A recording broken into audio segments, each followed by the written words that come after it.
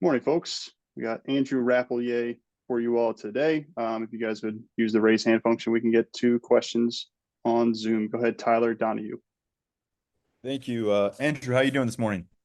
How you doing, Tyler?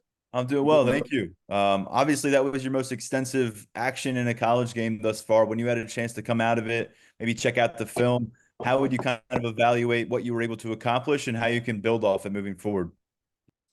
I felt I did pretty good. I felt I did my job.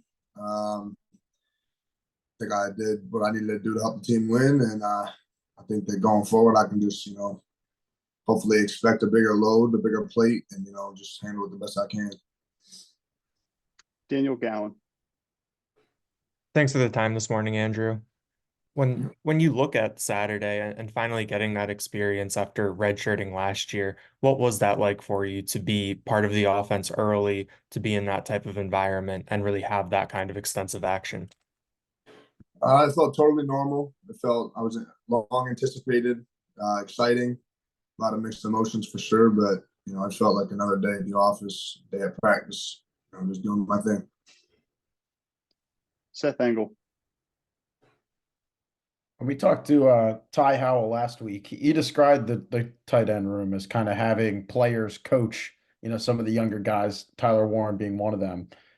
What's it been like to learn from someone like that, who's obviously played for, a few years now and seen a lot of action? Tyler Warren's the best, man. He's never got anything bad to say. Great dude. Keeps his head down, does his thing. And for a guy who's in his 5th year, who could be saying a lot about his accomplishments, it's the last thing he's worried about.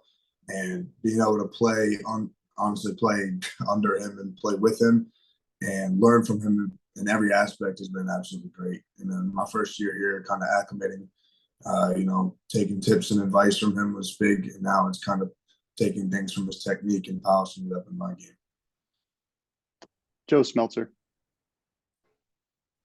Hey, Andrew, thanks for the time. What's going on, man? How you doing? Good. So you told us in February that you were confident, but also that you weren't nearly where you wanted to be. How would you say you're closer to where you want to be now compared to then? I feel just with my confidence.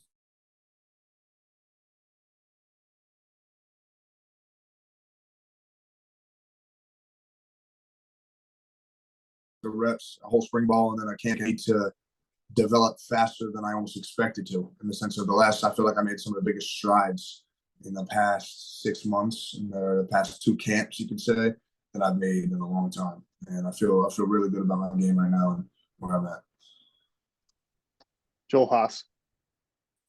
Hey, Andrew, you've gotten to practice in Kotelnicki's scheme all offseason, but actually being in a game and all the kind of different things that your offense is able to do. What was that like to actually do that, against a real opponent in live action?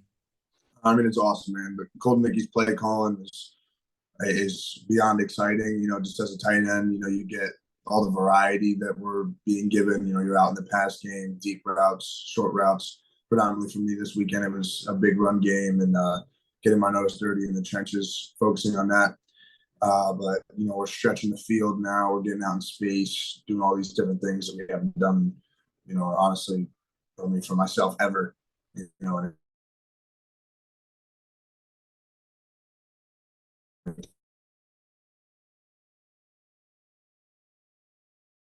really excited. Tyler Donahue.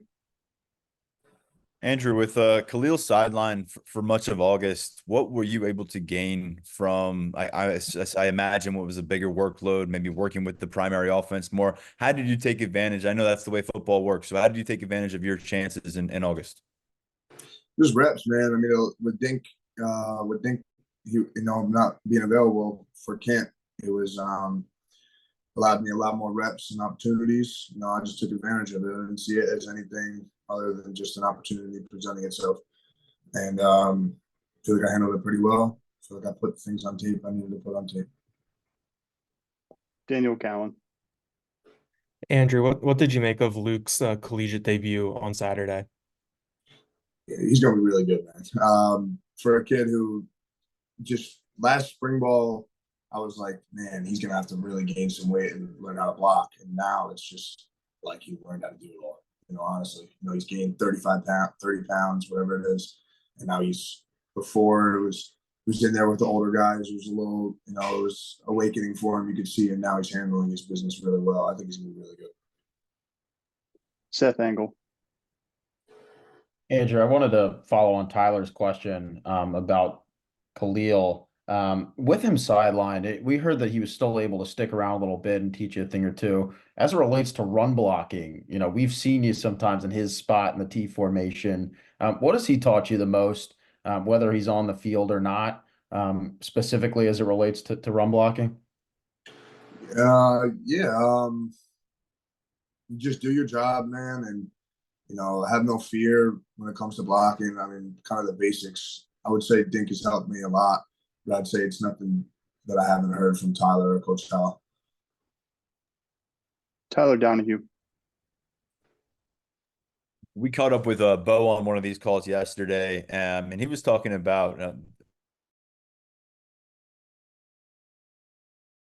work within the offense from start to finish in last year, coming in at the very end of some blowout wins. What does that do for you guys in terms of versatility and what a defense needs to plan for when Bo could pop up on the third play of the game? He could pop up on the second series. He could pop up on a 2-point conversion. What does it do for you guys moving ahead?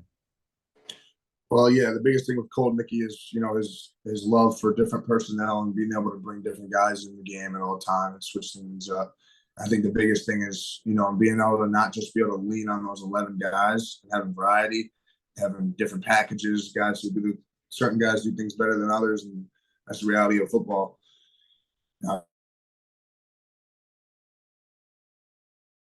Even the tight end room, doing things that are really good and things that are better than others, and this and that, and just having complementary football on one another makes it so much more stressful for the opponent. Because I remember the biggest thing, some statistic of Bo when he's in the game, it was 80% of the time he's running the football. That was before last week, and I'm sure that's something they're taking into consideration. And then you see him rip one up the seam for a touchdown, and just complimentary football. He's a great runner, but now it's opening up windows for him to throw the football a lot more. So, all right, folks, we'll do 2 more questions. We'll go Daniel Gallen, then Frank Bodani. Go ahead, Daniel. Andrew, you and Joey came in at the same time. Both of you have had kind of different physical journeys since you got here.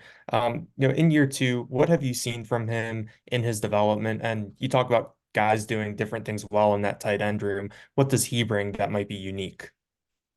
I think that Joey's starting to develop a sense of grittiness and kind of, want to put somebody in the ground, I guess you could say. I think that I've seen a lot more of him doing that this camp and then really in last spring ball.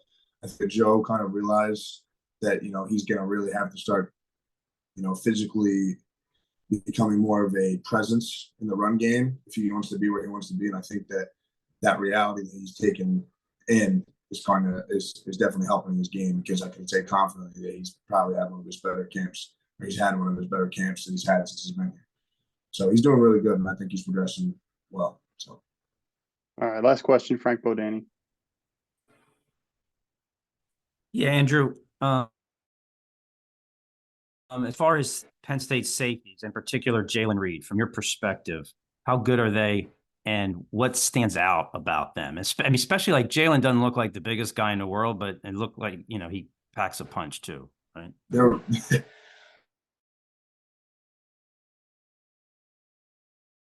really freaking good, man. One that I can confidently say that Tyler Warren told me going into the season real quick. He was saying, rep, as they call him, when you get in, he says, be ready to go and just play fast, because when you get in there, you're going to be surprised as to how ready you really are. And that's one thing I noticed about this weekend. I'm going against Denai, I'm going against Abdul, going against Smith Gilbert. These guys are practicing. I'm going against one-on-one man coverage every day. Kevin Winston, Zakeem Wheatley, Jalen Reed, going against these guys. They truly are the best in the country. And I can say that with confidence. And I realize that now. I don't want to say that after a 1 game that we just had, but they're really good. And Jalen Reed specifically, just his confidence is off the charts. You have a kid who lines up and knows, I don't want to say not against me, but knows he's going to win the rep. He's excited for the rep, this and that. And he's got this killer confidence, and he's just a playmaker, man, and for a guy who, like you said, is smaller, that does not stop him in the run game. And especially in coverage too. He plays great hands, but safeties are great. Yeah. Cool. Thanks, Rap. Thanks, folks. Thank you.